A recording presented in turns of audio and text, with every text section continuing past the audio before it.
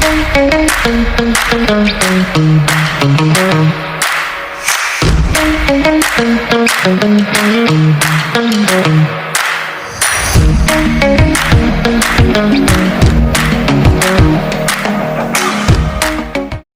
teman-teman semua, pada pembahasan kali ini kami akan membahas mengenai hipotesis dan pengujian hipotesis. Bagi teman-teman yang belum tahu nih, apa itu hipotesis? Yuk simak pembahasannya. Hipotesis merupakan salah satu elemen penting dalam suatu penelitian ilmiah. Secara sederhana, hipotesis dapat didefinisikan sebagai dugaan sementara yang dibuat berdasarkan observasi awal atau teori yang ada. Dalam penelitian, hipotesis dapat dibagi menjadi beberapa macam, yaitu hipotesis nol, hipotesis alternatif, hipotesis deskriptif, hipotesis komparatif, hipotesis asosiatif, hipotesis kuantitatif, dan hipotesis kualitatif. Dalam menentukan hipotesis, terdapat beberapa syarat uji yang harus dipenuhi. Yang pertama, yaitu data yang digunakan harus reliabel dan valid. Maksudnya, reliabilitas berarti data yang diperoleh konsisten jika dilakukan pengukuran berulang. Sedangkan, validitas mengacu pada sejauh mana data tersebut benar-benar mengukur apa yang harus diukur. Tanpa data yang reliabel dan valid, hasil pengujian hipotesis dapat menjadi tidak akurat dan tidak relevan dengan tujuan penelitian. Syarat yang kedua adalah perumusan hipotesis yang jelas dan spesifik. Hipotesis harus dirumuskan dalam bentuk yang dapat diuji, baik melalui metode statistik maupun analisisnya. Syarat berikutnya adalah pemilihan metode pengujian yang tepat.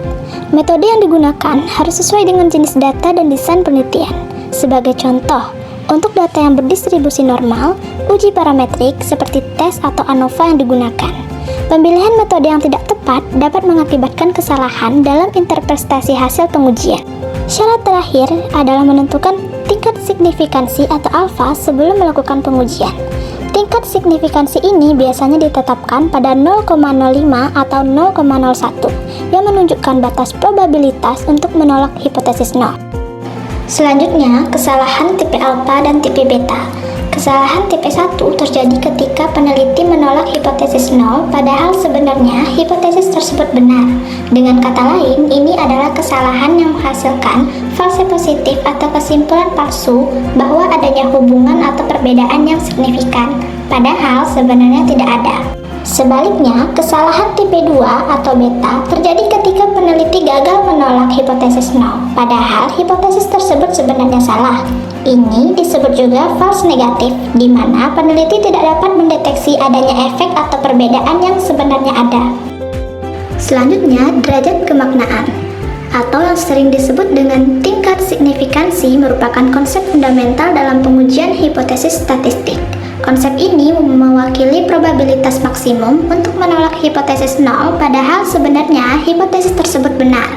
Dalam praktik statistik, derajat kemaknaan biasanya dilambangkan dengan simbol alfa dan merupakan salah satu alat kritis dalam pengambilan keputusan statistik.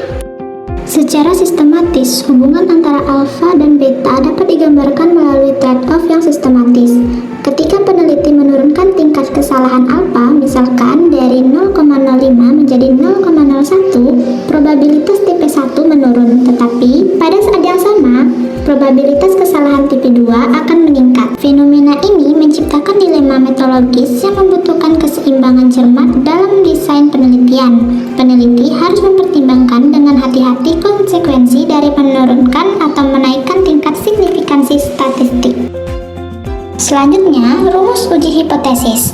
Yang pertama, rumus statistik uji yang digunakan untuk menguji rata-rata populasi dengan rumus sebagai berikut, di mana X bar adalah rata-rata sampel, mu nol adalah rata-rata hipotesis, tau adalah deviasi standar populasi, dan N adalah ukuran sampel. Yang kedua, rumus statistik uji T digunakan ketika deviasi standar populasi tidak diketahui, dengan rumus sebagai berikut, di mana S adalah deviasi standar sampel. Oke teman-teman semua, itu saja materi yang dapat kami berikan. Terima kasih atas perhatiannya. Oke teman-teman, terima kasih sudah menonton videonya.